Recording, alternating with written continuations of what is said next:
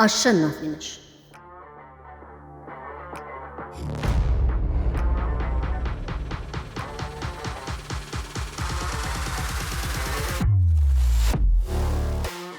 በህይወትሽ ፈጣሪሽን ማስቀደም ያንቺ ቀዳሚ ተግባር መሆን አለበት። ከሁሉም በፊት አምላክሽን ስታስቀድሚ ሌላው ስራ ራሱ ይስተካከላል። ምክንያቱም ረዳትሽ ደጋፊሽ ከላይ ስለሆነ። ሴት ልጅ በራሷ በማንነቷና በአቋሟ ስትቆም በጣም ጠንካራ ትሆናለች። ፈጣሪ በተፈጥሮ ለሴት ልጅ ብልሃት አጥሏታል። በተሰጠሽ ብልሃት መጠቀም ያንቺ ኃላፊነት ነው።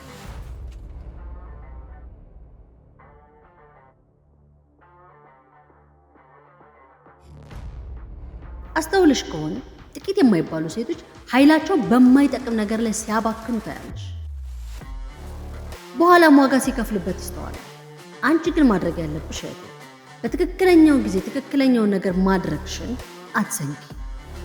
ብልሃትሽን፣ ኃይልሽን፣ ጉልበትሽን፣ ኢነርጂሽን ማን ላይና ምን ላይ ማዋል እንዳለብሽ አስተውል። በማይገባ ነገር ላይ ኃይልሽን፣ ጊዜሽን፣ ብልሃትሽን አታባክኑ። ለነገ ዛሬ ላይ መሰረትሽን ጣይ። የምትፈልጊው ነገር ላይ ብቻ ኃይልሽን አድርጊ። የሚመለከትሽን ነገር ብቻ ትኩረት አድርጊ። ፈጣሪሽን አድምጪ። የፈጣሪሽን ቃል ልብ በይ። ሁል ጊዜ እሱን አስቀድሚ።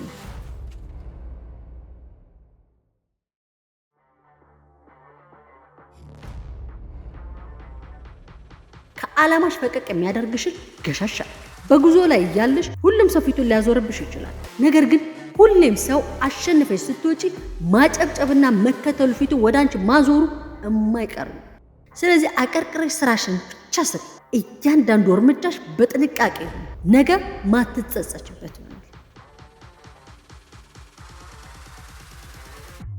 ሁሌም ሴት ልጅ ብልሃቷን ከተጠቀመች አሸናፊ የማትሆንበት ምንም ምክንያት የለም።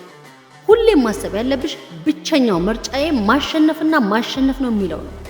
ለፍርሃት እድል ፈንታ አትስጪው። ይህን አስቢ። ሁሌም ሴት ልጅ ብልሃቷን ከተጠቀመች አሸናፊ እንደሆነች። ይህ የህይወት መርህ ነው። ሁሌም ሴት ልጅ ብልሃቷን ከተጠቀመች አሸናፊ ነች።